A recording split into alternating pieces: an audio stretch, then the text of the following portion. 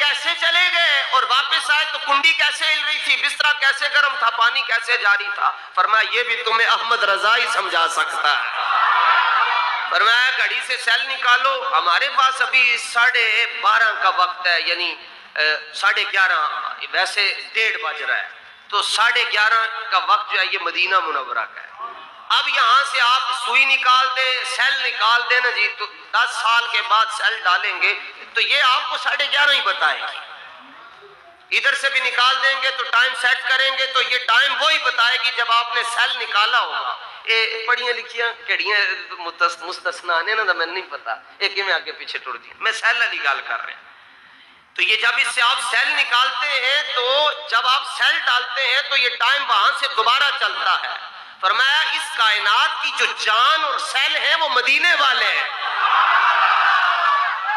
اور جب جہانوں سے جان کو نکال دیا گیا نا تو کنڈی جہاں ہل رہی تھی ادھر ہی رک گئی، بسترا جہاں گرم تھا اسی کیفیت پر رک گیا، پانی جہاں جاری تھا اسی کیفیت پر رک گیا، اور ٹہنی جہاں ہل رہی تھی اسی کیفیت پر رک گئی۔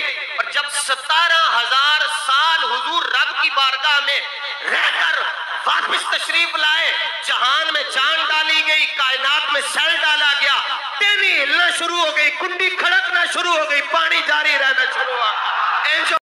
ایک مولوی صاحب نے یہاں پر معراج کی بات سمجھاتے ہوئے بڑی حماقت کی ہے، اور پھر جو اس کے ماننے والے ہیں انہوں نے اس سے بڑھ چڑھ کے حماقت کی ہے کہ اس کو عشق و محبت کا نام دیا ہے۔ اب اس بات سے تو کوئی دوسری رائے رکھ ہی نہیں سکتا کہ امام الانبیاء ساری کائنات کی جان ہیں، امام الانبیاء وجہ تخلیق کائنات ہیں، امام الانبیاء کی وجہ سے ساری کائنات کی عظمتیں، رفعتیں، بلندیاں، شان، مقام قائم ہے۔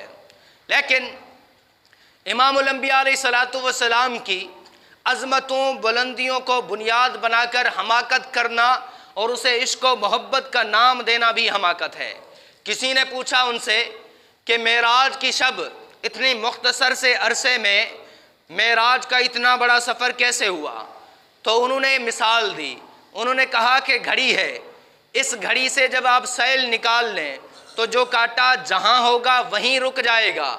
اب 2 گھنٹے کے بعد، 3 گھنٹے کے بعد، 4 گھنٹے کے بعد یا 4 دن کے بعد اب اس گھڑی میں سیل ڈالیں گے تو کانٹا وہیں سے اسٹارٹ ہوگا جہاں پر وہ رکا تھا، کیونکہ اس کی جان یعنی سیل نکال لیے گئے۔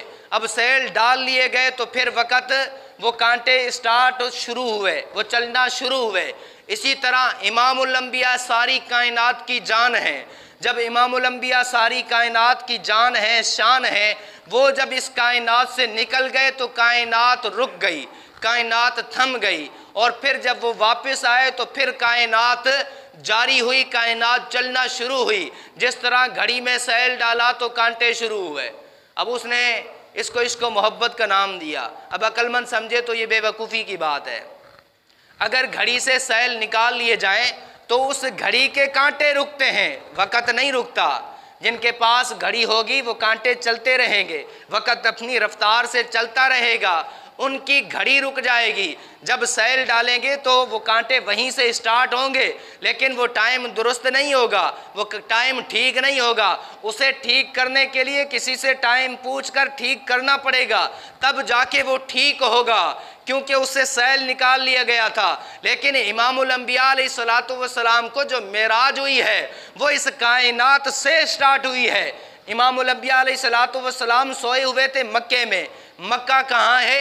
اس کائنات میں۔ آپ کو حتیم میں لایا گیا، حتیم کہاں ہے؟ اس کائنات میں۔ پھر آپ نے جو سیر کی، آپ نے حضرت موسیٰ علیہ السلام کو قبر اطہر میں نماز پڑھتے ہوئے دیکھا، وہ قبر اسی زمین پر ہے۔ پھر بیت المقدس میں آپ نے نبیوں کی امامت کروائی، ان کو نماز پڑھائی، تو وہ بیت المقدس زمین پر ہے۔ اللہ تعالیٰ نے وہاں پر زمین پہ ہی نبیوں کو جمع کیا تھا۔ امام الانبیاء کسی اور جہان نکل کر نہیں چلے گئے تھے، بلکہ معراج کی ابتدا بھی یہاں سے ہوئی ہے، اس کائنات سے ہوئی ہے۔ इमामुल अंबिया अलैहिस्सलातु वस्सलाम की अज़मत तब बनती है, जैसा कि कुरान ने भी जिक्र किया है, जब वक़्त थोड़ा हो और सफ़र ज़्यादा हो।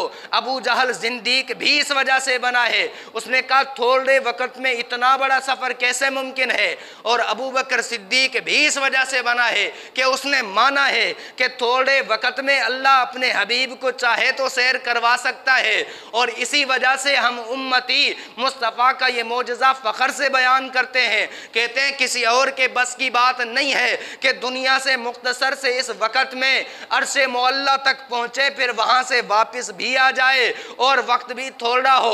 और रब्बे कायनात ने इस वाक़े को बयान करने की इब्तिदा भी ऐसी की है, फरमाया सुबहानल्लज़ी असरा बिअब्दिही लैलम मिनल मस्जिदिल हराम इलल मस्जिदिल अक़सा।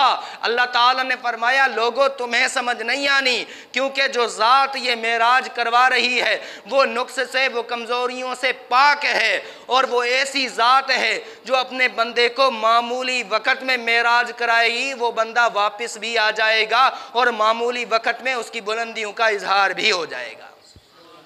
अज़ीज़ान मन, तो हकीकत में ये मोजज़ा है। मोजज़ा कहते ही उसे हैं जो अकल को समझ ना आए, जहाँ अल्लाह ताला अपना अमल दिखाए। हज़रत सालेह अलैहिस्सलाम से कौम ने कहा हम आपको तब नबी मानेंगे जब इस पत्थर से ऊँटनी निकले, 10 माह गाबन ऊँटनी हो, हमारे सामने बच्चा दे, तब मानेंगे। वो समझते थे कि पत्थरों से ऊँटनियाँ पैदा नहीं होती। अल्लाह ताला ने मोजज़े के तौर पे करके दिखाया, उस पत्थर से वो ऊँटनी निकली है, उनके सामने बच्चा दिया है, और रब ने बताया है। मोजज़ा कहते उसे हैं जो इंसान के बस की बात ना हो, रब्बुल आलमीन करके दिखाएं।